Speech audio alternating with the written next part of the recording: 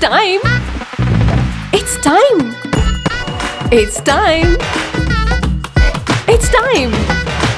It's time to shop. ನಮ್ಮ CMR shopping mall ನ latest designs, trendy fashions, ಅನೇಕ ವೆರೈಟಿಯ ಹೊಸ ವಸ್ತ್ರಗಳೊಂದಿಗೆ ಈ ಫೆಸ್ಟಿವಲ್ ಅನ್ನು ಸೆಲೆಬ್ರೇಟ್ ಮಾಡೋಣ. It's time. ನಮಸ್ಕಾರ, ನೀವು ನೋಡ್ತಾ ಇದ್ದೀರಾ ಮೆಗಾ ನ್ಯೂಸ್. ಮೊದಲಿಗೆ ಹೆಡ್ಲೈನ್ಸ್. ವಿಧಾನಮಂಡಲದ ಮಹಿಳಾ ಮತ್ತು ಮಕ್ಕಳ ಕಲ್ಯಾಣ ಸಮಿತಿ ಸಭೆ. ತಪ್ಪು ಮಾಹಿತಿ ನೀಡಿದ ಮಕ್ಕಳ ರಕ್ಷಣಾ ಘಟಕದ ಅಧಿಕಾರಿ ಅಮರೇಶ್ಗೆ ನೋಟಿಸ್ ನೀಡಲು ಸೂಚನೆ. ಡಿಎಚ್ಒ ನಡೆಗೆ ಅಸಮಾಧಾನ. ಕಲ್ಯಾಣ ಕರ್ನಾಟಕ ಅಭಿವೃದ್ಧಿಗೆ ಎಸ್ಡಿಪಿಐನಿಂದ ನಿಷ್ಠೆಯ ನಡಿಗೆ ಜಾಗೃತಿ ಜಾಥಾ. 11 ಪ್ರಮುಖ ಬೇಡಿಕೆಗಳಿಗೆ ಸರ್ಕಾರಕ್ಕೆ ಮನವಿ. ತಾಹೇರ್ ಹುಸೇನ್. ಧರ್ಮಸ್ಥಳ ಗ್ರಾಮಾಭಿವೃದ್ಧಿ ಸಂಸ್ಥೆಯಿಂದ 14ರಂದು ಗಾಂಧಿ ಸ್ಮೃತಿ. ಮದ್ಯಪಾನ ಮುಕ್ತರಾದವರಿಗೆ ಅಭಿನಂದನೆ.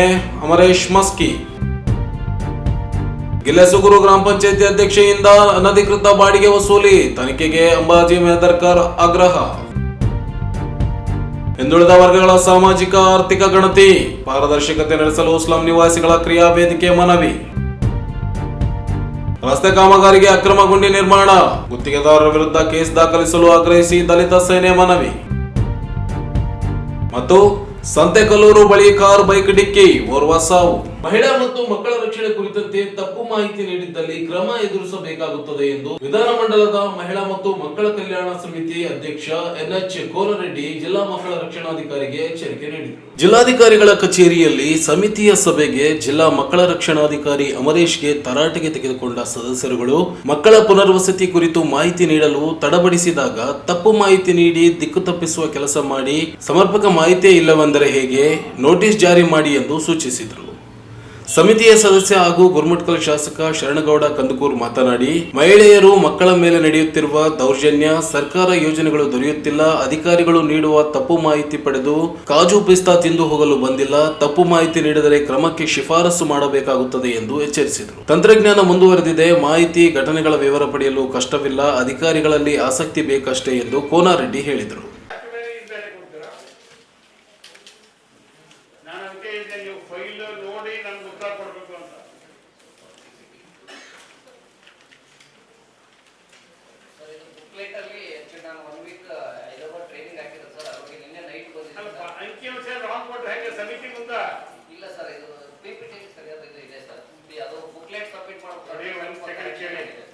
ವಿಧಾನಸಭೆಯಲ್ಲಿ ಏನ್ ಚರ್ಚೆ ಆಗಿ ರಿಕಾರ್ಡಿಗೆ ಹೋಗುತ್ತೆ, ಹಂಗ ಇಲ್ಲೂ ಕೂಡ ಸಮಿತಿ ಸಭೆ ಬಂದಾಗ ರಿಕಾರ್ಡಿಗೆ ಹೋಗ್ತಕ್ಕಂತ ಒಂದು ಪದ್ಧತಿ ಇದೆ.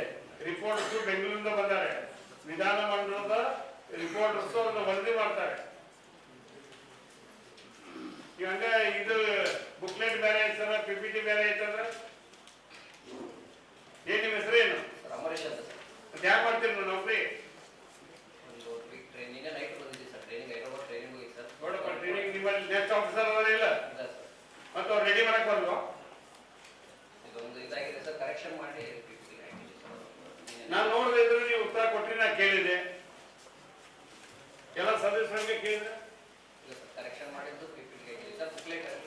ಈ ರೀತಿ ತಪ್ಪು ಮಾಹಿತಿ ಕೊಡಬಾರ್ದು, ಕೊಡುದು.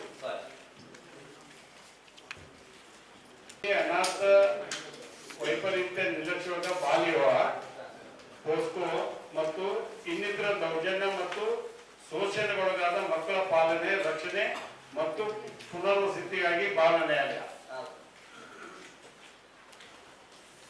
ಬಹಳ ನಿಮ್ಗೆ ಜವಾಬ್ದಾರಿ ಇದೆ. ಆ ಜವಾಬ್ದಾರಿ ಬಿಟ್ಟು ನಿಮ್ಗೆ ರಾಂಗ್ ಉತ್ತರ ಕೊಟ್ಬಿಟ್ರೆ ಅಂದ್ರೆ ಅದ ರಿಕಾರ್ಡಿಗೆ ಹೋಗುತ್ತೆ. ಇಲ್ಲ ರಾಯಚೂರು ಜಿಲ್ಲೆಯಲ್ಲಿ ಎಷ್ಟು ಇತ್ತು ಅಂತ ಬೇಜಾರ ತಪ್ಪಾಗಬಾರ್ದು. ಯಾಕೆ ನೋಡ್ತೀರಿ ನೀವು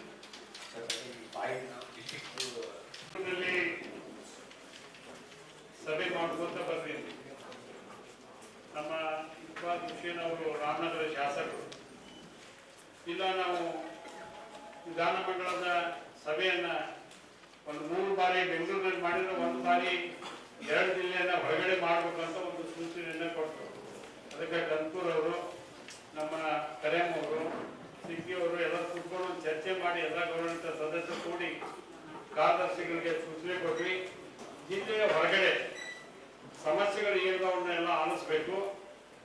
ಇಲಾಖೆ ಇಂಪ್ರೂವ್ಮೆಂಟ್ ಮಾಡಲಿಕ್ಕೆ ಇಲಾಖೆಗೆ ಸಂಬಂಧಪಟ್ಟಂತ ವಿವಿಧ ಇಲಾಖೆಯ ಎಲ್ಲ ಅಧಿಕಾರಿಗಳ ಜೊತೆ ಚರ್ಚೆ ಮಾಡಲಿಕ್ಕೆ, ಉದಾಹರಣೆಗೆ ಯಾದಗಿರಿ ಜಿಲ್ಲೆ ಆದಂತ ಘಟನೆಯನ್ನ, ಯಾಕಂದ್ರೆ ಒಂದು ಮೊರಾರ್ಜಿ ಶಾಲೆಯ ಒಳಗಡೆ 9th ಮಗು ಒಂದು ಡೆಲಿವರಿ ಆಯ್ತು ಅಂದಾಗ ಒಂದು ಅವೇರ್ನೆಸ್ ಹೆಚ್ಚು ಮಾಡಬೇಕು, ಜಿಲ್ಲಾ ಮಟ್ಟದಲ್ಲಿ ಸ್ವಲ್ಪ ಬದಲಾವಣೆ ತರುವಂತ ಪ್ರಯತ್ನವನ್ನ ಮಾಡಬೇಕು ಅಂತ ಹೇಳಿ ಮುಖ್ಯಮಂತ್ರಿ ಸನ್ಮಾನ್ಯ ಸಿದ್ದರಾಮಯ್ಯ ಅವರು, ಉಪಮುಖ್ಯಮಂತ್ರಿಗಳಂತ ಸನ್ಮಾನ್ಯ ಡಿ ಕೆ ಶಿವಕುಮಾರ್ ಸಾಹೇಬರು, ನಮ್ಮ ವಿಧಾನಸಭೆ ಅಧ್ಯಕ್ಷರಂತ UT ಖಾದರ್ ಸಾಹೇಬರು ನಮ್ಗೆಲ್ಲರಿಗೂ ನೀವು ಹೊರಗಡೆ ಹೋಗಿ ಸರ್ವೆಗಳನ್ನು ಮಾಡಿ ಜಿಲ್ಲಾ ಮಟ್ಟದಲ್ಲಿ ಮಹಿಳಾ ಮತ್ತು ಮಕ್ಕಳ ಕಲ್ಯಾಣ ಸಚಿವಂತ ಲಕ್ಷ್ಮೀ ಹೆಬ್ಬಾಳ್ಕರ್ ಅವರು, ಹಿಂಗೆ ನಾವು ಹೊರಗಡೆ ಬಂದು ಮಾಡ್ತಕ್ಕಂಥ ವ್ಯವಸ್ಥೆ ಇಷ್ಟ ಜಿಲ್ಲೆಯಲ್ಲಿ ಪ್ರಕರಣಗಳ ಸಂಖ್ಯೆ ಕಡಿಮೆ ಮಾಡ್ತಕ್ಕಂಥದಕ್ಕೆ ಅವೇರ್ನೆಸ್ ತರಲಿಕ್ಕೆ ಇವತ್ತೇ ನಮ್ಮ ಸಮಿತಿ ರಾಯಚೂರು ಜಿಲ್ಲೆಗೆ ಬಂದಿದೆ. ನಿನ್ನೆ ಕೊಪ್ಪಳದಲ್ಲಿ ಒಂದು ಅದ್ಭುತ ಸಭೆ ಆಯಿತು. ಫಸ್ಟ್ ಸಭೆ ಆದದ್ದು ರಾಮನಗರ, ಬೆಂಗಳೂರು ದಕ್ಷಿಣ ಕನ್ನಡ ಜಿಲ್ಲೆ. ಹಿಂಗಾಗಿ ನಾವೆಲ್ಲರೂ ಕೂಡಿ ಇವತ್ತು ಒಟ್ಟಾಗಿ ಒಂದು ಅಧಿಕಾರಿ ವರ್ಗ ಇರಬೇಕು, ಒಂದು ಶಾಸನ ಸಭೆ ಮಾಡ್ತಕ್ಕಂಥ ನಮ್ಮಂತ ಶಾಸಕರು ಎಲ್ಲರೂ ಕೂತ್ಕೊಂಡು ಈ ರಾಜ್ಯವನ್ನು ಸುಧಾರಣೆ ಮಾಡಲಿಕ್ಕೆ ಏನು ಸಲಹೆ ಸೂಚನೆ ಕೊಡಬೇಕು ಅನ್ನೋದಕ್ಕೆ ಹೋಮ್ ಡಿಪಾರ್ಟ್ಮೆಂಟ್, ಕಂದಾಯ ಇಲಾಖೆ, ಮಹಿಳಾ ಮತ್ತು ಮಕ್ಕಳ ಕಲ್ಯಾಣ ಇಲಾಖೆ, ಇದಕ್ಕೆ ಸಂಬಂಧಿಸಿದಂತೆ ಎಲ್ಲ ಇಲಾಖೆಗಳನ್ನು ಇವತ್ತು ಕ್ರೋಢೀಕರಿಸಿ ಒಂದು ಸಭೆ ಮಾಡ್ತಾ ಇದ್ದೇವೆ. ಇದೊಂದು ಬಹಳ ಮಹತ್ವದ ಸಭೆ. ತಾವೆಲ್ಲರೂ ಕಟ್ಟುನಿಟ್ಟಾಗಿ ಸೂಚನೆ ಕೊಡ್ತೇನೆ. ಯಾರು ಕೂಡ ಅತ್ತಿತ್ತ ಅಡ್ಡಾಡಬೇಡ್ರಿ. ಶಿಸ್ತಾಗಿ ಮಾಧ್ಯಮದವರು ಸ್ವಲ್ಪ ಎಲ್ಲ ಅವ್ರ ದರ್ಶಾವಳಿಗಳನ್ನು ತೆಗೆದುಕೊಂಡು ಹೋದ ನಂತರ ನಾವು ಜಿಲ್ಲೆಗೆ ಹೆಡ್ DC ಅವರು ಇರ್ತಾರೆ, SP ಇರ್ತಾರೆ, CO ಇರ್ತಾರೆ, ಕಮಿಷನರ್ ಇರ್ತಾರೆ, ಅವರೆಲ್ಲ AS ಆಫೀಸರ್ ಇರ್ತಾರೆ. ಅವ್ರು ನಿಮ್ಮ ಮೇಲೆ ಡಿಪೆಂಡ್ ಆಗಿರ್ತಾರೆ. ನೀವೆಲ್ಲ ಕರೆಕ್ಟಾಗಿ ಕೊಡ್ತೀರಿ ಅಂತ ನಿಮ್ಗೆ ಯಾರು ನೀವು ಜವಾಬ್ದಾರಿ ಇಲ್ಲ ಅಂತ ಆಗುತ್ತಾಗ. ಈಗ ಒಂದು IP ಬಂತು, ಅವರು ಜಿಲ್ಲೆ ಮಟ್ಟದ್ದು ರಾಜ್ಯ ಮಟ್ಟದ್ದು ಇಲ್ಲಿ ಜಿಲ್ಲೆದಾಗ ಉತ್ತರ ಕೊಡಕ ನಾನಾ ಉತ್ತರ ಹೇಳಿದ್ದಾರೆ. ಅದು ಬಿಟ್ಕೊಂಡು ನೀವು ಏನ್ ಬೇಕಾದ್ರೆ ಉತ್ತರ ಕೊಡ್ತೀರಂದ್ರೆ ನಿಮ್ ಸೆಕ್ರೆಟರಿಗೆ 1 ನಿಮಿಷ ಫೋನ್ ಮಾತಾಡಿ ವಿತಿನ್ 5 ಸೆಕೆಂಡ್ ನಿಮ್ಮನ್ನು ಸಸ್ಪೆಂಡ್ ಮಾಡಬಹುದು.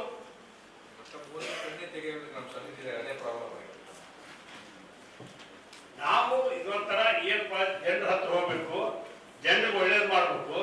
ನಮಗೇನು ಯಾದಗಿರಿ ಘಟನೆ ಆಯ್ತಲ್ಲ ಸುರ್ಪುರದ್ದು, ನಮ್ ಕಾಲೇಜ್ ಕ್ಯಾಂಪಸ್ನಾಗ 9th ಒಂದು ಮಗು ಹಾಸ್ಟೆಲ್ನಾಗ ಡೆಲಿವರಿ ಆಗತ್ತಂದ್ರೆ ನಮ್ಗೆ ಎಷ್ಟು ತಲೆ ತಗ್ಸೋಂಗ್ ಆಯ್ತು ಅಂದ್ರೆ ಅದಕ್ಕೆ ನಾವು ಜಿಲ್ಲಾ ಮಟ್ಟದಲ್ಲಿ ಹೋಗಿ ಅವೇರ್ನೆಸ್ ತರಬೇಕು, ಇದೊಂದು ಅಲರ್ಟ್ ಆಗಿರ್ಬೇಕು ಅಂತ ನಮ್ಮ ಭಾವನೆ ಇದೆ. ನಿಮ್ಗೆ ಏನ್ ತಿಳಿದ ಉತ್ತರ ಕೊಡೋದು, ತಿಳಿದನ್ನ ಅಂಕಿ ಅಂಶ ಕೊಡೋದು, ಏನ್ ಸಿಸ್ಟಮ್ ಏನಿದೆ ನಿಮಗೆ ಹೋಗಿ. ನೀವು ಜಿಲ್ಲಾ ಮಟ್ಟದ ಅಧಿಕಾರಿಗೂ ವೇತನ ತಗೋತೀರಿ, ನಿಮ್ಗೆ 7th ಪೇ ಕೊಟ್ಟಿವಿ, ಎಲ್ಲ ಕೊಟ್ಟಂದ್ರೆ ನಾವು ಸರ್ಕಾರಿ ಸೇವೆ ಮಾಡ್ಕೊಳ್ಳೋಂತ ಭಾವನೆ ಬೇಕಲ್ಲ. ಒಂದು ತಾಲೂಕಾ ತಲಾಟಿಯಿಂದ ಹಿಡ್ಕೊಂಡು ಆರ್ಐಯಿಂದ ಹಿಡ್ಕೊಂಡು ತಹಸೀಲ್ದಾರ್ ಹಿಡ್ಕೊಂಡು AC ಇಂದ ಹಿಡ್ಕೊಂಡು DC ಅವ್ರ ಮಟ್ಟ ಕರೆಕ್ಟ್ ಬಂದ್ರೆ ಆಡಳಿತ ಎಲ್ಲ ಅಂಕಿ ಪೈಕಿ ತಪ್ಪಿದ್ರೆ ಈ ಜಂಟಿ ಸರ್ವೆ ಮಾಡಕ್ತಾರೆ ಜಿಲ್ಲಾಧಿಕಾರಿಗಳು. ಅವ್ರು ಎಷ್ಟು ಅಲರ್ಟ್ ಆಗಿರ್ತಾರಂದ್ರೆ 1 ನಿಮಿಷ ಕೂಲಿಗೆ ಆಗಲ್ಲ, ಜನಗಣತಿ ಮಾಡ್ಬೇಕು. ಇಲ್ಲಿ ಅವ್ರ ಟೆನ್ಷನ್ ಉತ್ತರ ಹೇಳ್ತಿರ್ತಾರೆ. ನೀವೇನೋ ತಪ್ಪು ಮಾಹಿತಿ ಕೊಟ್ಬಿಟ್ರೆ ಹೊಸ ರೀತಿ ಹಾಕೊಡಿದ್ರಿ ಇವರು ಥಿಯೇಟರ್. ಮತ್ತೋರ್ವ ಸದಸ್ಯ ಇಕ್ಬಾಲ್ ಹುಸೇನ್ ಮಾತನಾಡಿ, 1 ವಾರ ತರಬೇತಿಗೆ ಹೋದರೆ ಕರ್ತವ್ಯ ಮರೆತರೆ ಹೇಗೆ, ಉಡಾಫೆಯಾಗಿ ಮಾತನಾಡುವುದು ಬೇಡ, ನಿಮಗಿರುವ ಜವಾಬ್ದಾರಿಯನ್ನ ತೋರಿಸುತ್ತದೆ ಎಂದು ಅಸಮಾಧಾನವನ್ನ ವ್ಯಕ್ತಪಡಿಸಿದರು. ಜಿಲ್ಲೆಯಲ್ಲಿ ಮಕ್ಕಳನ್ನ ಕೃಷಿ ಕೆಲಸಕ್ಕೆ ನೆರೆ ರಾಜ್ಯಗಳಿಗೆ ಕರೆದುಕೊಂಡು ಹೋಗುತ್ತಿರುವುದು ಯಾವ ಕ್ರಮ ಕೈಗೊಂಡಿದ್ದೀರಿ ಎಂದು ಕೋನಾರೆಡ್ಡಿ ಪ್ರಶ್ನಿಸಿದರು. ಕಾರ್ಮಿಕರಿಗೆ 5 ಲಕ್ಷ ಕಾರ್ಡ್ ವಿತರಿಸಬೇಕಿದ್ದು ಕೇವಲ 1 ಲಕ್ಷ ಕಾರ್ಡ್ ಹಂಚಿಕೆ ಮಾತ್ರ ನೀಡಲಾಗಿದೆ ಎಂದರು. ಬೆಳಿಗ್ಗೆ ಓದಿ ಸರ್ 10-15 ಜನ ಮೇಲೆ ಇರ್ತಾರೆ ಅಂತ ಹೇಳ್ಬೋದು. ನಮ್ಮ ಭಾಗದಾಗ ಇದು ಒಂದು ರೂಢಿಯಾಗಿದೆ. ಇದರಿಂದ ನಾವೆಲ್ಲ ಹೊರಗೆ ಬರ್ಬೇಕು. ಒಂದು ವೆಹಿಕಲ್ ಈಗ RTO, ಇದರಲ್ಲಿ RTO ಅವರು ಇದ್ದಾರೆ. ಕೇವಲ ಉಸ್ಕಿನ ಗಾಡಿಗಳು ಹಿಡಿದು ನಿಮ್ಗೆ ಬೇಕಿದ್ದವ್ರ ಗಾಡಿ ಹಿಡಿಯೋದು ಬಿಡೋದು ಅದು ಒಂದೇ ನಮ್ ಕೆಲಸ ಅಲ್ಲ. RTOದವ್ರದ್ದು ಕೆಲಸ ಇದೆ, ಎಜುಕೇಶನ್ ಡಿಪಾರ್ಟ್ಮೆಂಟ್ ದವ್ರದ್ದು ಕೆಲಸ ಇದೆ, ಪೊಲೀಸರದ್ದು ಕೆಲಸ ಇದೆ, ಲೇಬರ್ ಡಿಪಾರ್ಟ್ಮೆಂಟ್ ದವ್ರದ್ದು ಕೆಲಸ ಇದೆ. ಎಲ್ಲರೂ ನಾವು ನಮ್ಮ ಜವಾಬ್ದಾರಿಯನ್ನ ನಾವು ಮಾಡಿದಾಗ ಮೈಗ್ರೆಂಟ್ಸು ತಪ್ಪಿಸ್ಬೋದು, ಮಹಿಳೆಯರಿಗೆ ಆಗ್ತಕ್ಕಂಥ ದೌರ್ಜನ್ಯನೂ ತಪ್ಪಿಸ್ಬೋದು, ಮಕ್ಕಳ ಏನ್ಪಂದ್ರೆ ಶಾಲೆ ಕಡೆಗೆ ಬರ್ತಕ್ಕಂಥದ್ದು ನಾವ್ ಹೆಚ್ಚು ಉತ್ತೇಜನ ಮಾಡಬಹುದು. ಇದ್ರ ಮಧ್ಯದಲ್ಲಿ ನಾವು ಇಷ್ಟು ಮಾತಾಡ್ತಿರ್ತೀವಿ, ಅಧಿಕಾರಿಗಳು ಮೊಬೈಲ್ ಬಿಡ್ಬೇಕಂತ ನಮ್ದು ಮನವಿ. ನಾವ್ ಇಷ್ಟೆಲ್ಲ ಮಾತಾಡ್ತೀವಿ, ಮೊಬೈಲ್ ಹಿಡ್ಕೊಂಡು ಕೂತ್ರೆ DC ಸರ್ ಆವಾಗಿಂದ ನೋಡ್ತಾ ಇದ್ವಿ. ನಾವ್ ಇಷ್ಟೆಲ್ಲ ಮಾತಾಡ್ತೀವಿ, ಅಧಿಕಾರಿಗಳು ಮೊಬೈಲ್ ಹಿಡ್ಕೊಂಡು ಕೂತ್ರೆ ಏನ್ ಮಾಡ್ಬೇಕು ನಾವ್ ಹೇಳಿ ಇದೆಲ್ಲ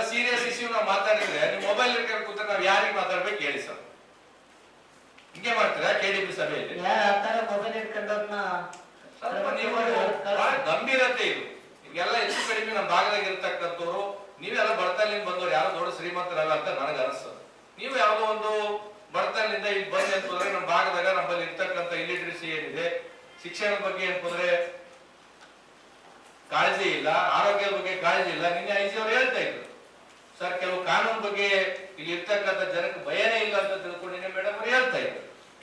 ಅದನ್ನ ಮಾಡ್ಬೇಕೆಂಬ ಉದ್ದೇಶದಿಂದ ನಾವು ರಾಜ್ಯ ಮಟ್ಟದಲ್ಲಿ ಇಲ್ಲಿ ಬಂದಿರ್ತೀವಿ. ನಾವು ಬಂದಾಗ ನಿಮ್ದು ಅಟ್ಲೀಸ್ಟ್ ನೀವಂತೂ ಏನು ಮಾಡಂಗಿಲ್ಲಲ್ಲ, ಅಟ್ಲೀಸ್ಟ್ ಕಮಿಟಿಲಿಂದ ನಮ್ಮ ಸರ್ಕಾರದ ಉದ್ದೇಶಗಳು ಏನಂತ ತಿಳ್ಕೊಂಡು ನಾವು ಹೇಳೋದನ್ನ ಕೇಳಕ್ ಸ್ವಲ್ಪ ಟೈಮ್ ಇಟ್ಕೊಳ್ಳಿ. ನಾವ್ ಹೇಳೋದು ಆರ್ಟ್ಸ್ ಹಂಚ್ಬೋದು.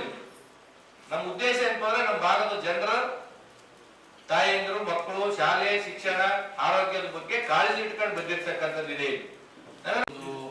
ನೋಡಿದ್ದು ಪ್ರಯುಕ್ತ ತಮಗೇನು ಹೇಳಿದ್ದಾರೆ ಇದನ್ನ ನಾವು ಕೇವಲ ಲೇಬರ್ ಡಿಪಾರ್ಟ್ಮೆಂಟ್ ಒಂದೇ ನಾನು ಸಂಬಂಧಪಟ್ಟದಂತ ಹೇಳಲ್ಲ. ವಿಶೇಷವಾಗಿ ನಮ್ಮ ಭಾಗದಾಗ ಶಾಲೆಯಲ್ಲಿಂದ ಮಕ್ಕಳನ್ನ ಕರ್ಕೊಂಡು ಹೋಗ್ತಾರ, who is responsible, DDPI responsible. ಆಮೇಲೆ ಏನಪ್ಪಂತಂದ್ರೆ ಮಕ್ಕಳು ಏನಪ್ಪಂದ್ರೆ ಕಾರ್ಮಿಕ ಕೆಲ್ಸಕ್ಕೆ ಹೋಗ್ತಾರ ಅಂತಂದ್ರೆ ಅದನ್ನ ಏನಪ್ಪಂತಂದ್ರೆ ನಿಮ್ responsible.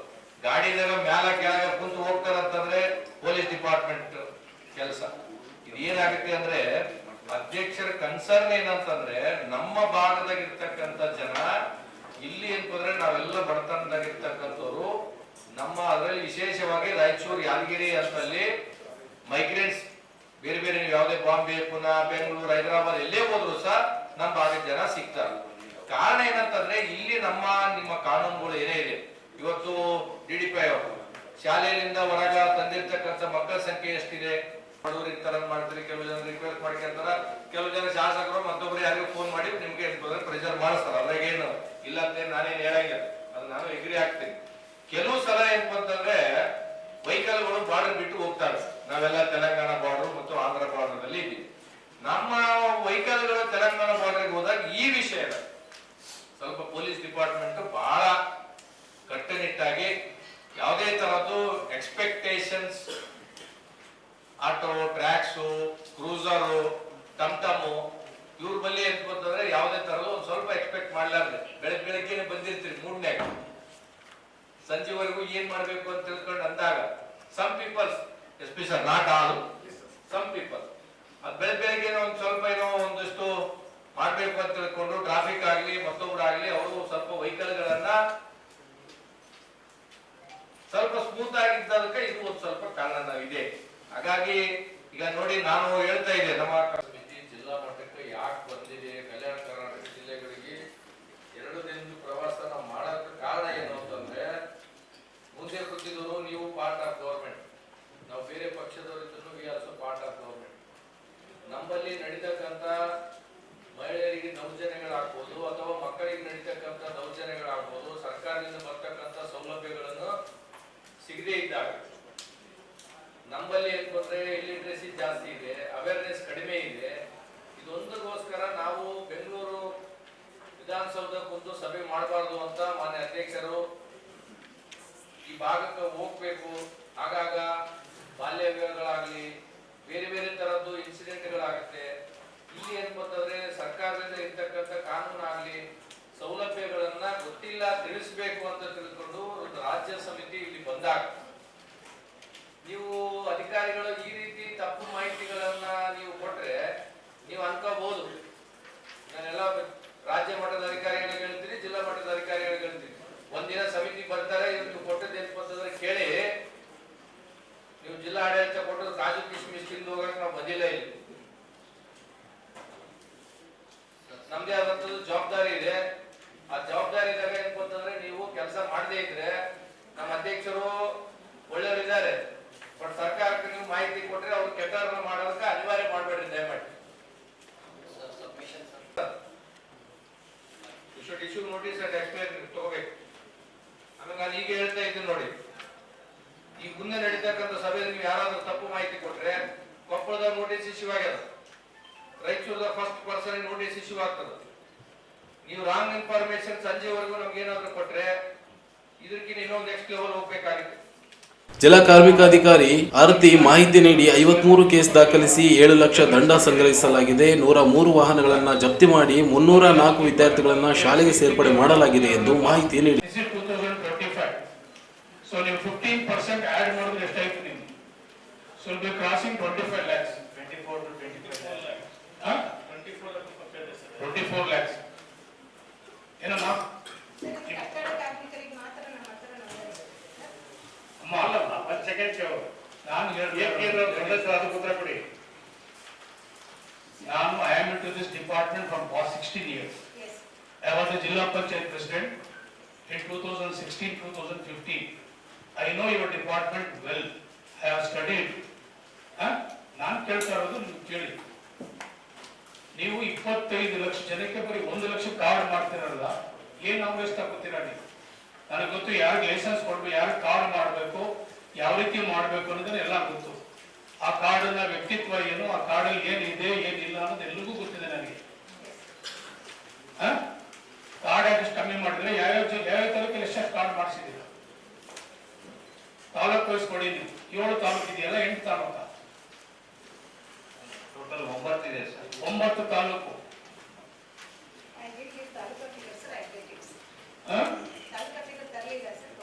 You are a district officer. Yes. You should have all the knowledge of your this one, entire district. Minimum ಇಲ್ಲ ಅಂದ್ರೆ ನಿಮ್ಮ ಹತ್ರ ಒಂದು 5 ಲಕ್ಷ ಕಾರ್ಡ್ ಆದ್ರೂ ಇರಬೇಕು ಇವತ್ತು.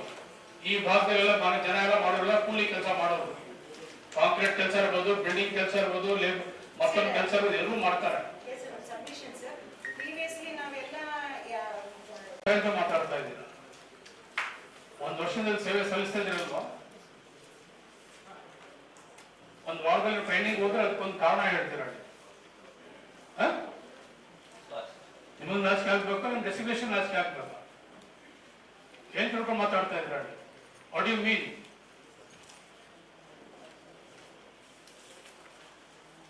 ಜವಾಬ್ದಾರಿ ಸ್ಥಾನದಲ್ಲಿಲ್ಲ ನೀವು. ಯಾವ ರೀತಿ ನಡ್ಕೋಬೇಕು ಸಭೆಯಲ್ಲಿ ನೀವು? 1 ವೀಕ್ ನೀವು ಹೋಗ್ಬಿಟ್ಟು ಟ್ರೈನಿಂಗ್ ಹೊರಟೋಗ್ಬಿಟ್ಟು ಅಲ್ಲಿಗೆಲ್ಲ ನಮ್ಮ ಡಿಪಾರ್ಟ್ಮೆಂಟ್ ಹೋಯ್ತು ಅಂತಾನ, ನಿಮ್ ಇಲಾಖೆನ ಹೋಯ್ತು ಅಂತಾನ, ನಿಮ್ಮ ಕಾರ್ಯವೈಖರಿ ಮುಚ್ಚಿಬಿಟ್ರಿ ಅಂತಾನ? ಎಷ್ಟು ಚೆನ್ನಾಗಿ ಮಾತಾಡ್ತಾ ಇದ್ರ ನೀವು. ನಿಮ್ ಟ್ರೈನಿಂಗ್ ನಮ್ಮ ಸಭೆ ಸಂಬಂಧ ಏನು?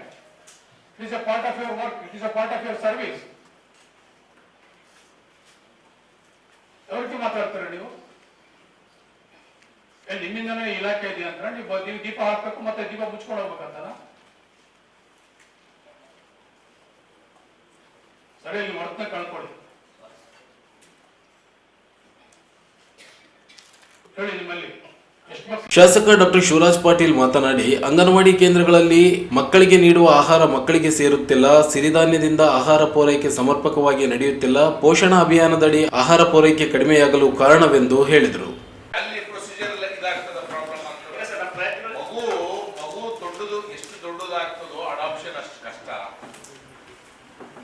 ಮಗು ಚಿಕ್ಕದಿದ್ದಾಗೆ ಅಡಾಪ್ಷನ್, ತಾಯಿಗೆ ಮಗುವಿಗೆ ಸಂಬಂಧಗಳು ಒಳ್ಳೆ ರೀತಿಯಲ್ಲಿ ಇರ್ತಾವ, ಕುಟುಂಬಕ್ಕೂ ಮಗುಗೆ ಒಳ್ಳೆ ಸಂಬಂಧಗಳು ಇರ್ತಾವ. ನೀವು ಕ್ಲೋಸ್ ಮಾಡೋ ಧೈರ್ಯ ತಗೋಬೇಕು. Police department has to take that guts to close the case. Investigation ಮಾಡೇ ಮಾಡಬೇಕು. ಮಾಡ್ಲಿ ಸರಿ. 2 ತಿಂಗಳು ಏನ್ ಮಾಡ್ತೀವಿ ಇನ್ವೆಸ್ಟಿಗೇಷನ್? ಒಂದು ಆಫೀಸರ್ಸ್ ಹಾಕ್ಬೇಕು. 1 ವಾರದಲ್ಲಿ ಒಬ್ಬ circle inspector level, PSI level ಮಾಡಿ 1 ವಾರದಲ್ಲಿ ಕ್ಲೋಸ್ ಮಾಡಬೇಕು. ಬಾಣಂತಿಯ ಸಾವಿನ ಪ್ರಕರಣಕ್ಕೆ ಸಂಬಂಧಿಸಿದಂತೆ ಬಾಣಂತಿಯರಿಗೆ ನೀಡುವ ಆಹಾರ ಪರೀಕ್ಷೆ ನಡೆಸಿ ಸಮಿತಿಗೆ ವರದಿ ನೀಡಬೇಕೆಂದು ಶರಣಗೌಡ ಕಂದಕೂರ್ ಸೂಚಿಸಿದರು. ನಿರ್ಜೀವ ಜೀವನ ದರವು 10.1 ಇದ್ದು ಸರಿಯಾಗಿ ಮಾಹಿತಿ ನೀಡಬೇಕು. ಡಿಸಿ ಅವರಿಗೆ ತಪ್ಪು ಮಾಹಿತಿ ನೀಡಿರುವ ಆರೋಗ್ಯ ಅಧಿಕಾರಿ ನಡೆಗೆ ಬೇಸರವನ್ನ ವ್ಯಕ್ತಪಡಿಸಿದರು. DHO ನಕ್ಕು ಹೇಳಿರುವುದಕ್ಕೆ ಬೇಸರ ವ್ಯಕ್ತಪಡಿಸಿ ನೋಟಿಸ್ ಜಾರಿ ಮಾಡಲು ಕಂದಕೂರ್ ಸೂಚಿಸಿದರು. ಕೋನರೆಡ್ಡಿ ತರಟೆಗೆ ತೆಗೆದುಕೊಂಡು ಜವಾಬ್ದಾರಿ ಇಲ್ಲವೇ ನಿಮಗೆ ಎಂದು ಬೇಸರ ವ್ಯಕ್ತಪಡಿಸಿ ಅಂಕಿಅಂಶ ನೀಡಲು ನಿಮಗೆ ಆಗುವುದಿಲ್ಲವಾ, ಅಮಾನತು ಶಿಫಾರಸು ಮಾಡಬೇಕಾ ಎಂದು ಖಾರವಾಗಿ ಪ್ರಶ್ನಿಸಿದರು.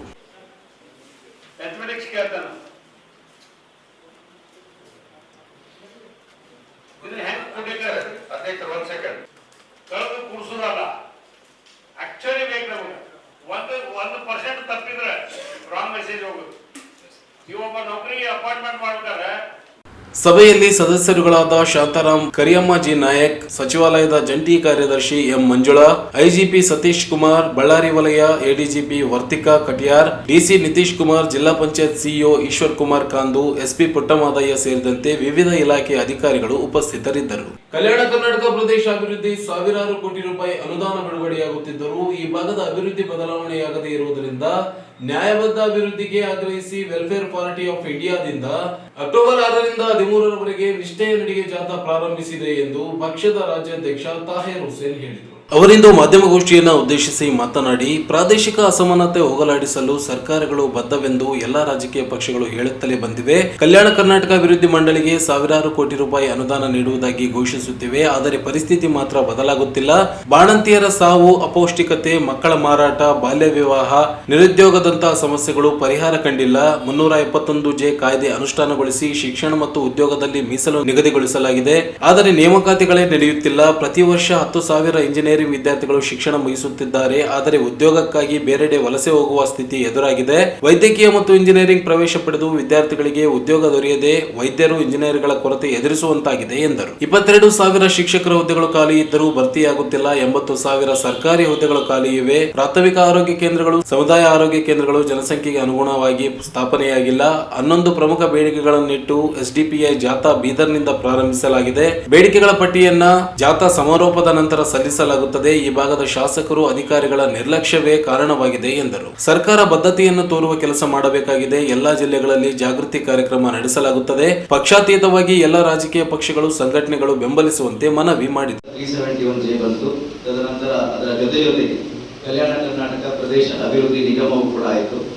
ಸರ್ಕಾರಗಳು ಸಾಮಾನ್ಯ ಬಜೆಟ್ ಅನ್ನು ಹೊರತುಪಡಿಸಿ ಪ್ರತಿ ವರ್ಷ ಈ ಭಾಗಕ್ಕೆ ವಿಶೇಷವಾದ ಅನುದಾನ ಬಜೆಟ್ ಕೂಡ ಕೊಡ್ತಾ ಇದ್ದಾರೆ. ಒಟ್ಟಾರೆ ಸರ್ಕಾರದ ಅಂಕಿಅಂಶದ ಪ್ರಕಾರ ಇಲ್ಲಿಯ ತನಕ ಒಂದು 10 ವರ್ಷದಲ್ಲಿ 25,000 ಕೋಟಿ ಹಣ ಸರ್ಕಾರ ಬಿಡುಗಡೆ ಮಾಡಿದೆ.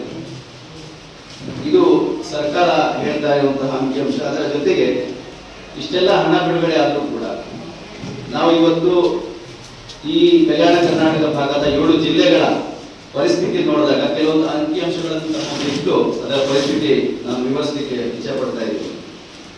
ಮಾನ್ಯ ಮುಖ್ಯಮಂತ್ರಿಗಳು ಮೊನ್ನೆ ಕೊಪ್ಪಳಕ್ಕೆ ಬಂದಿದ್ರು. ಅಲ್ಲಿ ಅವರು ಘೋಷಣೆ ಮಾಡಿದ್ರು, ನಾವು 3 ವರ್ಷದಲ್ಲಿ 13,000 ಕೋಟಿ ರೂಪಾಯಿ ಕಲ್ಯಾಣ ಕರ್ನಾಟಕ ಅಭಿವೃದ್ಧಿಗೆ ನಾವು ಖರ್ಚು ಮಾಡಿದ್ದೇವೆ.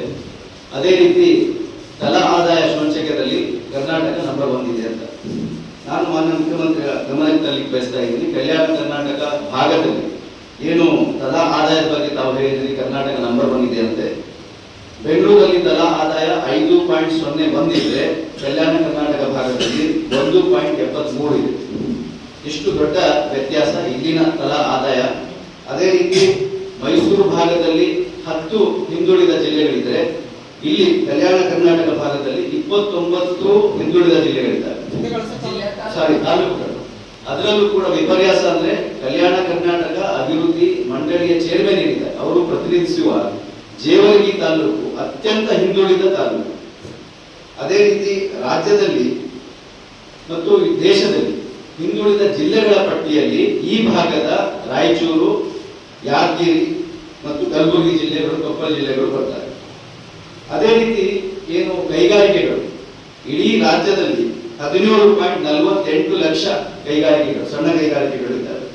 ಆದರೆ ಕಲ್ಯಾಣ ಕರ್ನಾಟಕ ಭಾಗದಲ್ಲಿ ಕೇವಲ 1.96 ಲಕ್ಷ ಮಾತ್ರ, ಅಂದ್ರೆ ಕೇವಲ 11% ಈ ಭಾಗದಲ್ಲಿ ಕೈಗಾರಿಕೆಗಳಿದ್ದಾವೆ. ಅದರ ಜೊತೆಗೆ ಕೆಲಸ ಹುಡ್ಕೊಂಡು ವಲಸೆ ಹೋಗೋರು, ಗುಳೆ ಹೋಗೋರು ಈ ಜಿಲ್ಲಾವಾರು ನೋಡಿದಾಗ ಅವರೆಲ್ಲರೂ ಕೂಡ ಕಲ್ಯಾಣ ಕರ್ನಾಟಕದಲ್ಲಿ 90% ಜನ ಇಲ್ಲಿಂದ ಬೇರೆ ಕಡೆ ಹೋಗ್ತಾರೆ. ಅದೇ ರೀತಿ ಒಂದು ಅಂಕಿಅಂಶ ಪ್ರಕಾರ ಸುಮಾರು 10,000 ವಿದ್ಯಾರ್ಥಿಗಳು ಪ್ರತಿ ವರ್ಷ ಈ ಭಾಗದಿಂದ ಇಂಜಿನಿಯರಿಂಗ್ ಮುಗಿಸಿಕೊಂಡು ಬೇರೆ ಜಿಲ್ಲೆಗಳಿಗೆ, ಬೇರೆ ರಾಜ್ಯಗಳಿಗೆ ಹೆಚ್ಚಿನ ವಿದ್ಯಾಭ್ಯಾಸಕ್ಕೆ ಮತ್ತು ಜಾಬ್ ಹುಡ್ಕೊಂಡು ಹೋಗ್ತಾರೆ. ಈ ಸಂದರ್ಭದಲ್ಲಿ ರಾಜ್ಯ ಉಪಾಧ್ಯಕ್ಷ ಶ್ರೀಕಾಂತ್ ಸಾಲಿಯಾನ್, ಜಿಲ್ಲಾಧ್ಯಕ್ಷ ಶೇಖ್ ಫರೀದ್ ಉಮ್ರಿ, ಅಬ್ದುಲ್ ಸಲಾಂ, ಇರ್ಫಾನ್, ಅಬ್ದುಲ್ ಗನಿ ಸೇರಿದಂತೆ ಅನೇಕರು ಉಪಸ್ಥಿತರಿದ್ದರು. ಗಾಂಧಿ ಸ್ಮೃತಿ ಅಂಗವಾಗಿ ಕ್ಷೇತ್ರ ಧರ್ಮಸ್ಥಳ ಗ್ರಾಮಾಭಿವೃದ್ಧಿ ಯೋಜನೆ ಹಾಗೂ ಅಖಿಲ ಕರ್ನಾಟಕ ಜನಜಾಗೃತಿ ವೇದಿಕೆ ಹಾಗೂ ಮದ್ಯಪಾನ ಸ್ವಯಂ ಮಂಡಳಿ ಬೆಂಗಳೂರುಗಳ ಸಹಯೋಗದಲ್ಲಿ ಅಕ್ಟೋಬರ್ 14ರಂದು ಗಾಂಧಿ ಜಯಂತಿ ಜಾಥಾ ಹಾಗೂ ಪಾನ ಮುಕ್ತರಿಗೆ ಅಭಿನಂದನಾ ಸಮಾರಂಭವನ್ನ ನಗರದ ಪಂಡಿತ್ ಸಿದ್ದರಾಮ ಜಂಬಲ್ದಿನ್ನಿ ರಂಗಮಂದಿರದಲ್ಲಿ ಹಮ್ಮಿಕೊಳ್ಳಲಾಗಿದೆ ಅಂತ ಜನಜಾಗೃತಿ ವೇದಿಕೆ ಅಧ್ಯಕ್ಷ ಎಂ ಅಮರೇಶ್ ತಿಳಿಸಿದರು. ಅವರಿಂದು ಮಾಧ್ಯಮಗೋಷ್ಠಿಯನ್ನ ಉದ್ದೇಶಿಸಿ ಮಾತನಾಡಿ, ನಗರದ ಬಸವೇಶ್ವರ ವೃತ್ತದಿಂದ ಜಾಥಾ ಪ್ರಾರಂಭವಾಗಲಿದ್ದು 1,000 ಮಹಿಳೆಯರು ಭಾಗಿಯಾಗಲಿದ್ದಾರೆ. ರಂಗಮಂದಿರದಲ್ಲಿ ವೇದಿಕೆ ಕಾರ್ಯಕ್ರಮ ನಡೆಯಲಿದೆ ಎಂದರು. ಧರ್ಮಸ್ಥಳ ಗ್ರಾಮಾಭಿವೃದ್ಧಿ ಯೋಜನೆಯ ಜಿಲ್ಲಾ ನಿರ್ದೇಶಕ ಮೋಹನ್ ನಾಯಕ್ ಮಾತನಾಡಿ, ಧರ್ಮಸ್ಥಳ ಗ್ರಾಮಾಭಿವೃದ್ಧಿ ಯೋಜನೆ ಡಾಕ್ಟರ್ ಡಿ ವೀರೇಂದ್ರ ಹೆಗಡೆಯವರ ಮಾರ್ಗದರ್ಶನದಲ್ಲಿ ನಡೆಯುತ್ತಿದ್ದು, ದುಶ್ಚಟಗಳಿಂದ ಜನರನ್ನ ಮುಕ್ತಿಗೊಳಿಸಲು 1900 ಶಿಬಿರಗಳನ್ನ ನಡೆಸಿ 1,19,000 ಜನರನ್ನ ವ್ಯಸನ ಮುಕ್ತರನ್ನಾಗಿಸಲಾಗಿದೆ. 10 ಶಾಲೆಗಳಲ್ಲಿ ಜಾಗೃತಿ ಮೂಡಿಸಲಾಗಿದೆ. 9,500 ಸ್ವಯಂ ಸೇವಕರು ಕಳೆದ 3 ವರ್ಷಗಳಲ್ಲಿ ವಿಪತ್ತು ನಿರ್ವಹಣಾ ಕಾರ್ಯದಲ್ಲಿ ತೊಡಗಿಸಿಕೊಂಡಿದ್ದಾರೆ ಎಂದರು. ಗಾಂಧಿ ಜಯಂತಿ ಅಂಗವಾಗಿ ಪಾನಮುಕ್ತರಿಗೆ ಅಭಿನಂದನೆ ಸಲ್ಲಿಸಲಾಗುತ್ತದೆ. ಕಾರ್ಯಕ್ರಮದ ಸಾನ್ನಿಧ್ಯವನ್ನ ಸೋಮವಾರಪೇಟೆ ಹಿರೇಮಠದ ಶ್ರೀ ಅಭಿನವ ರಾಚೋಟಿ ವೀರ ಶಿವಾಚಾರ್ಯ ಸ್ವಾಮೀಜಿ ವಹಿಸಲಿದ್ದಾರೆ.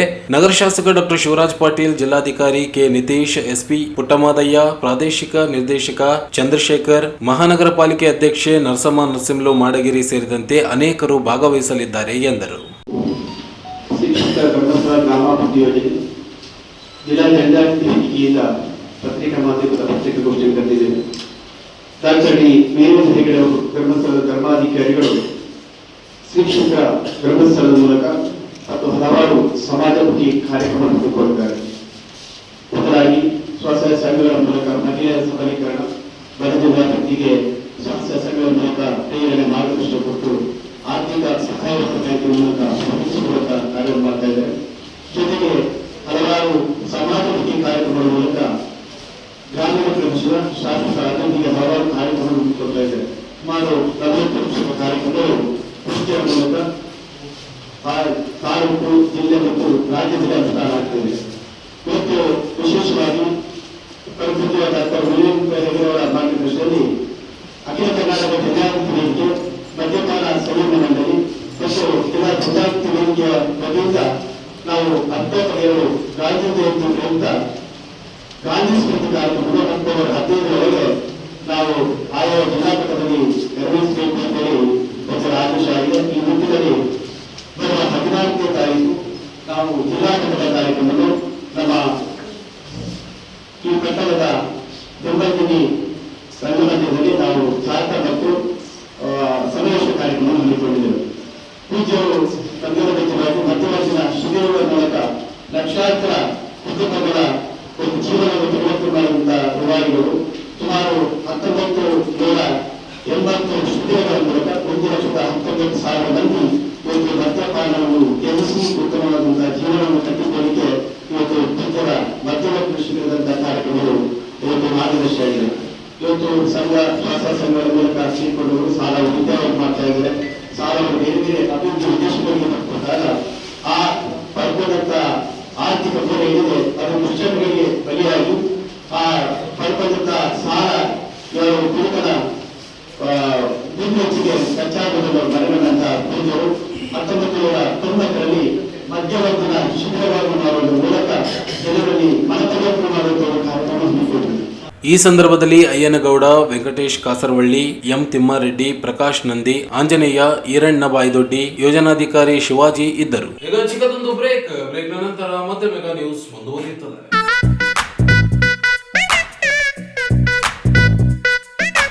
It's time. It's time. It's time. It's time. It's time. It's time to shop. ನಮ್ಮ ಸಿಎಂಆರ್ ಶಾಪಿಂಗ್ ಮಾಲ್ ನ ಲೇಟೆಸ್ಟ್ ಡಿಸೈನ್ಸ್, 20 ಫ್ಯಾಷನ್ಸ್, ಅನೇಕ ವೆರೈಟಿಯ ಹೊಸ ವಸ್ತ್ರಗಳೊಂದಿಗೆ ಈ ಫೆಸ್ಟಿವಲ್ ಅನ್ನು ಸೆಲೆಬ್ರೇಟ್ ಮಾಡೋಣ. It's time. ಬ್ರೇಕ್ ನಂತರ ಮತ್ತೆ ಮೆಗಾ ನ್ಯೂಸ್ಗೆ ಸ್ವಾಗತ. ತಾಲೂಕಿನ ಗಿಲ್ಲಸಿಗೂರು ಗ್ರಾಮ ವ್ಯಾಪ್ತಿಯ ಸರ್ವೆ ನಂಬರ್ 75ರಲ್ಲಿ ಸರ್ಕಾರಿ ಜಮೀನನ್ನ ಗ್ರಾಮ ಪಂಚಾಯತಿ ಅಧ್ಯಕ್ಷೆ ಮಹಾದೇವಿಯವರ ಪತಿ ಮಲ್ಲೇಶ್ ಹಾಗೂ ಸಂಬಂಧಿ ಶಿವಶಂಕರ್ ಇವರು ಅನಧಿಕೃತವಾಗಿ ಕಟ್ಟಡಗಳನ್ನ ನಿರ್ಮಾಣ ಮಾಡಿ ಬಾಡಿಗೆ ವಸೂಲಿ ಮಾಡುತ್ತಿದ್ದು ಕೂಡಲೇ ತೆರವುಗೊಳಿಸಬೇಕೆಂದು ಸಾಮಾಜಿಕ ಕಾರ್ಯಕರ್ತ ಅಂಬಾಜಿರಾವ್ ವೈದರ್ಕರ್ ಆಗ್ರಹಿಸಿದರು. ಅವರಿಂದು ಮಾಧ್ಯಮಗೋಷ್ಠಿಯನ್ನ ಉದ್ದೇಶಿಸಿ ಮಾತನಾಡಿ, ಕಳೆದ 1 ವರ್ಷದ ಹಿಂದೆಯೇ ದೂರು ನೀಡಿದ್ರು ತಹಶೀಲ್ದಾರರು, ಗ್ರಾಮ ಪಂಚಾಯತಿ ಅಧಿಕಾರಿಗಳು ಕ್ರಮ ಕೈಗೊಂಡಿಲ್ಲ. ಸರ್ಕಾರಿ ಜಾಗದಲ್ಲಿ 6 ಮಳಿಗೆ 6 ಮನೆಗಳನ್ನ ನಿರ್ಮಿಸಲಾಗಿದೆ. ಬಾಡಿಗೆ ಹಣ ಪಂಚಾಯತಿಗೆ ಜಮಾ ಮಾಡದೆ ದುರ್ಬಳಕೆ ಮಾಡಿಕೊಂಡಿದ್ದಾರೆ. ಕೂಡಲೇ ಅನಧಿಕೃತ ಹಣ ವಸೂಲಿ ತಡೆದು ಕ್ರಿಮಿನಲ್ ಕೇಸ್ ದಾಖಲಿಸಿ ಹಣ ವಸೂಲಿ ಮಾಡಬೇಕು ಎಂದರು. ಪಂಚಾಯತ್ ಪಿಡಿಒ ಸೇರಿದಂತೆ ಸಂಬಂಧಿತ ಅಧಿಕಾರಿಗಳನ್ನ ಅಮಾನತುಗೊಳಿಸಬೇಕು. ಸರ್ಕಾರಿ ಭೂಮಿಯನ್ನ ವಿವಿಧ ಇಲಾಖೆ ಕಟ್ಟಡಗಳಿಗೆ ಮಂಜೂರಾತಿ ಮಾಡಿದ್ದು ನಿರ್ಮಾಣ ಕಾಮಗಾರಿ ಪ್ರಾರಂಭಿಸಬೇಕು. ಇಲ್ಲದೆ ಹೋದಲ್ಲಿ ಡಿಸಿ ಕಚೇರಿ ಮುಂದೆ ಹೋರಾಟ ನಡೆಸುವುದಾಗಿ ಹೇಳಿದರು. ಅವರ ಗಂಡ ಮತ್ತೆ ಅವರ ಸಂಬಂಧಿತ ಇಬ್ಬರು ಕಲಿತು ಸರ್ವೆ ನಂಬರ್ 75ರಲ್ಲಿ 30 ಎಕರೆ ಜಮೀನ ಸರ್, 30 ಎಕರೆ ಜಮೀನಲ್ಲಿ ಅವರು ಖಾಲಿ ಸರ್ಕಾರ ಏನು ಮಾಡ್ಯಾರ, ಪಾಣಿಯಲ್ಲಿ ಬಾಬಾ ಸಾಹೇಬ್ ಅಂಬೇಡ್ಕರ್ ಅವರಿಗೂ ಮತ್ತು ಜಗಜೀವನ್ ರಾಮ್ ಸರಿಗೂ ಹಾಗೂ ವಾಲ್ಮೀಕಿ ಅವರಿಗೂ ಮತ್ತು ಕೆಲವೊಂದು ಸರ್ಕಾರಿ ಕಚೇರಿಗಳಿಗೆ ದಾನ ನೀಡಿದ್ದಾರೆ. 10 ಗುಂಟೆ ಮಾಡೋದು ಬಾಬಾ ಸಾಹೇಬ್ ಅಂಬೇಡ್ಕರ್ ಅವರಿಗೆ 3 ಎಕರೆ ಜಮೀನು ನೀಡಲಾಗಿದೆ. ಸೊ ಅದು ಆದಮೇಲೆ ಪಶುಸಂಗೋಪನಾ ಇಲಾಖೆ ಈ ರೀತಿ 10 ಗುಂಟೆ ಕೊಟ್ಟಿದ್ದಾರೆ. ಇವ್ರು ಏನು ಮಾಡಿದ್ದಾರೆ, ನಮ್ಮ ಗ್ರಾಮ ಪಂಚಾಯತ್ ಅಧ್ಯಕ್ಷ ಅವರು ಗಂಡಾಮಕ್ಕೆ ಸಂಬಂಧಿಸಿದ ಅವ್ರ ಸ್ವಂತ ಒಂದು 7-8 ಮನೆಗಳು, ಒಂದು 7-8 ಕಾಂಪ್ಲೆಕ್ಸ್ಗಳು ಮಾಡಿಕೊಂಡು ರೆಂಟಿಗೆ ಕೊಟ್ಟು ರೆಂಟ್ ಸಿಗ್ತಿದ್ದಾರೆ. ಕನಿಷ್ಠ ಅಂದರೆ ಒಂದೊಂದಕ್ಕೆ ಒಂದು 10,000 8,000 ಈ ರೀತಿ ಮಾಡಿಕೊಂಡು ಎಲ್ಲ ಅದು ವಸತಿ ರಹಿತ ಅವರು ಇದ್ದರೆ ನಾವು ಖುಷಿ ಪಡ್ತೀವಿ ಸರ್. ಇನ್ನೊಂದೇನು, ನಿನ್ನೆ ನಾನು ಅಲ್ಲಿ ಹೋದಾಗ ಗ್ರಾಮ ಪಂಚಾಯತ್ ಬಿಲ್ ಕಲೆಕ್ಟರ್ ಅವರು ಡಿಸ್ಕಸ್ ಮಾಡಿದ್ದೀನಿ, ಕಂಪ್ಯೂಟರ್ ಆಪರೇಟರ್ನು ಮಾಡಿದ್ದೀನಿ, ಅವ್ರನ್ನೂ ಒಪ್ಕೊಂಡಿದ್ದಾರೆ. ಇದು ಹೌದು ಸರ್, ಆಗ್ತಾ ಇದೆ. ಅಧ್ಯಕ್ಷ ಇದ್ದಾರೆ ಅವರು, ಏನು ಹೇಳಕ್ಕೆ ಬರಲ್ಲ, ನಾವೇನಂದರೆ ನಮಗೆ ವಾಪಸ್ ಎಂದ ಬೇಗ ಮಾತಾಡ್ತಾರೆ, ನಾವು ಏನು ಮಾಡೋಕ್ಕೆ ಬರಲ್ಲ. ಸೊ ವಿಡಿಯೋ ಮಾಡೋ ಟೈಮಲ್ಲಿ ಕೂಡ ಅವರು ಸರ್ ಅವರು ಫೋನ್ ರಿಸೀವ್ ಮಾಡಿಲ್ಲ ಅವರು. ಈ ಥರ 3 ಪಾಣಿ ಇದೆ ಸರ್. 3 ಪಾಣಿಯಲ್ಲಿ ಕೂಡ ಸರ್ಕಾರಿ ಭೂಮಿ ಅಂತಲೇ ಇದೆ, 30 ಎಕರೆ ಜಮೀನು ಸರ್. ಸರ್ವೆ ನಂಬರ್ 75 ಈ ರೀತಿ ಮಾಡಿ ಯಾರು ಅಲ್ಲಿ ಮೆಂಬರ್ಗಳಿಗೂ ಭೇಟಿಯಾಗಿಲ್ಲ ಸರ್ ನಿಮಗೆ. ಅವ್ರೂ ಅದೇ ಹೇಳ್ತಾ ಇದ್ದಾರೆ, ಏನು ಮಾಡೋಕ್ಕೆ ಬರೋಲ್ಲಪ್ಪ, ನಾವು ಜಾಸ್ತಿ ಹೇಳಿದ್ರೆ ನಮ್ಮ ಮೇಲೆ ಬರ್ತಾರೆ ಅವರು. ನಾವು ಕಂಪ್ಲೇಂಟ್ ಮಾಡಿದ್ವಿ, ನಾವು ಊರಲ್ಲಿ ಕಂಪ್ಲೇಂಟ್ ಕೊಟ್ಟಿದ್ದೀವಿ, ಆರಿಗೆ ತಹಸೀಲ್ದಾರಿಗೆ ಎಲ್ಲರಿಗೂ ಕೊಟ್ಟಿದ್ದೀವಿ, ಯಾರು ಆ್ಯಕ್ಷನ್ ತಗೊಳ್ತಾ ಇಲ್ಲ ಅಂತ. ಸೊ ಈಗ ಮತ್ತೆ ಇನ್ನೊಂದ್ಸಲ ಕಂಪ್ಲೇಂಟ್ ಕೊಡ್ತೀವಿ ಸರ್, ಪ್ರೆಸಿಡೆಂಟ್ ಆದಮೇಲೆ ನಿಮಗೆ ಹಾಕ್ತೀವಿ ಸರ್. ಈ ಸಂದರ್ಭದಲ್ಲಿ ಜಯ ಕರ್ನಾಟಕ ಜನಪರ ವೇದಿಕೆ ಅಧ್ಯಕ್ಷ ಜಂಬಣ್ಣ ಜಲ್ದಾರ್, ಮಸೂದ್ ಅಲಿ, ಚಂದ್ರಬಾಬು ಸೇರಿದಂತೆ ಅನೇಕರು ಉಪಸ್ಥಿತರಿದ್ದರು. ಕರ್ನಾಟಕ ರಾಜ್ಯ ಹಿಂದುಳಿದ ವರ್ಗಗಳ ಆಯೋಗದಿಂದ ಹಮ್ಮಿಕೊಂಡಿರುವ ಸಾಮಾಜಿಕ ಮತ್ತು ಶೈಕ್ಷಣಿಕ ಸಮೀಕ್ಷೆಯನ್ನ ಪಾರದರ್ಶಕತೆಯಿಂದ ನಡೆಸಲು ಒತ್ತಾಯಿಸಿ ರಾಯಚೂರು ಸ್ಲಂ ನಿವಾಸಿಗಳ ಕ್ರಿಯಾ ವೇದಿಕೆಯಿಂದ ಅಪರ ಜಿಲ್ಲಾಧಿಕಾರಿ ಶಿವಾನಂದ್ ಭಜಂತ್ರಿಗೆ ಮನವಿ ಸಲ್ಲಿಸಲಾಯಿತು. ಕರ್ನಾಟಕ ರಾಜ್ಯ ಹಿಂದುಳಿದ ಆಯೋಗದ ವತಿಯಿಂದ ರಾಜ್ಯದ ಜನರ ಸಾಮಾಜಿಕ ಮತ್ತು ಶೈಕ್ಷಣಿಕ ಸಮೀಕ್ಷೆಯನ್ನ ನಡೆಸಿ ಅವರ ಸ್ಥಿತಿಗತಿಗಳನ್ನ ತಿಳಿದುಕೊಂಡು ಯೋಜನೆಗಳನ್ನ ರೂಪಿಸಲು ರಾಜ್ಯ ಸರ್ಕಾರ ಮುಂದಾಗಿದ್ದು, ಸಮೀಕ್ಷೆಯನ್ನ ವಿರೋಧ ಪಕ್ಷದ ಕೆಲವು ಮುಖಂಡರು ಹಾಗೂ ಮೇಲ್ವರ್ಗದ ಜನರು ತಮ್ಮ ದಬ್ಬಾಳಿಕೆಯ ಸರ್ವಾಧಿಕಾರದ ರಾಜಕೀಯ ಭವಿಷ್ಯ ಅಂತ್ಯ ಸನ್ನಿಹಿಸುತ್ತಿದೆ ಎಂದು ಭಾವಿಸಿ ಸಮೀಕ್ಷೆಗೆ ವಿರೋಧ ವ್ಯಕ್ತಪಡಿಸುತ್ತಿದ್ದಾರೆ ಎಂದು ದೂರಿದರು. ಕೇಂದ್ರದ ಮಂತ್ರಿಯೊಬ್ಬರು ಈ ಸಮೀಕ್ಷೆಯನ್ನು ನಡೆಸಲು ಬಿಡುವುದಿಲ್ಲ ಎಂದು ಸಾರ್ವಜನಿಕವಾಗಿ ಹೇಳಿಕೆ ನೀಡಿರುವುದು ಸಮಾಜದಲ್ಲಿ ಗೊಂದಲವನ್ನ ಉಂಟು ಮಾಡಿದೆ. ಸಮೀಕ್ಷೆಯನ್ನ ವಿರೋಧ ಮಾಡುತ್ತಿರುವ ವಿರೋಧ ಪಕ್ಷದ ನಾಯಕರು ದೇಶದಲ್ಲಿ ಮುಂಬರುವ ದಿನಗಳಲ್ಲಿ ಜಾತಿ ಗಣತಿ ನಡೆಸುತ್ತೇವೆ ಎಂದು ಘೋಷಣೆ ಮಾಡಿದಾಗ ವಿರೋಧಿಸದೇ ಇದ್ದವರು ಇದೀಗ ರಾಜ್ಯದ ಸಮೀಕ್ಷೆಯನ್ನ ವಿರೋಧ ಮಾಡಿರುವುದೇಕೆ ಎಂದು ಪ್ರಶ್ನಿಸಿದರು. ಸಮೀಕ್ಷೆಯಲ್ಲಿ ರಾಜ್ಯದ ಜನತೆ ಭಾಗವಹಿಸುತ್ತಿದ್ದು ವಿರೋಧ ಪಕ್ಷಕ್ಕೆ ನಡುಕ ಉಂಟು ಮಾಡಿದೆ. ಸಮೀಕ್ಷೆ ವಿರುದ್ಧವಾಗಿ ವಿರೋಧ ಪಕ್ಷದ ಮುಖಂಡರುಗಳು ನಡೆಸುತ್ತಿರುವ ಕುತಂತ್ರಗಳಿಗೆ ಗಮನ ನೀಡದೆ ಹಿಂದುಳಿದ ವರ್ಗದಿಂದ ನಡೆಸಲಾಗುತ್ತಿರುವ ಸಾಮಾಜಿಕ ಮತ್ತು ಶೈಕ್ಷಣಿಕ ಸಮೀಕ್ಷೆಯನ್ನ ಪಾರದರ್ಶಕತೆಯಿಂದ ನಡೆಸಿ ರಾಜ್ಯದಲ್ಲಿರುವ ಪ್ರತಿಯೊಂದು ಕುಟುಂಬವು ಸಮೀಕ್ಷೆಯಿಂದ ವಂಚಿತವಾಗದೆ ಸಮೀಕ್ಷೆಯಲ್ಲಿ ಎಲ್ಲರೂ ಪಾಲ್ಗೊಳ್ಳಲು ಕ್ರಮ ಕೈಗೊಳ್ಳಬೇಕೆಂದು ಮನವಿ ಮಾಡಿದರು. ಈ ಸಂದರ್ಭದಲ್ಲಿ ಮಹೇಶ್, ಮಾಧವರೆಡ್ಡಿ, ನಾಗರಾಜ್, ಬಸವರಾಜ್, ನಿತೀಶ್, ರಾಜಶೇಖರ್ ಸೇರಿದಂತೆ ಅನೇಕರು ಉಪಸ್ಥಿತರಿದ್ದರು. ತಾಲೂಕಿನ ಹೊಸಪೇಟೆ ಗ್ರಾಮದಿಂದ ಚಿಕ್ಕಸೂಗೂರು ಗ್ರಾಮದವರೆಗೆ ನಡೆದಿರುವ ಕಲ್ಯಾಣಪಥ ರಸ್ತೆ ಕಾಮಗಾರಿಗೆ ಇದೇ ಮಾರ್ಗದಲ್ಲಿರುವ ರಸ್ತೆಯಲ್ಲಿ ಅಕ್ರಮವಾಗಿ ಮರಂ ಗುಂಡಿ ತೋಡಿದ್ದರಿಂದ ಜನಸಂಚಾರಕ್ಕೆ ತೊಂದರೆ ಉಂಟಾಗಿದೆ.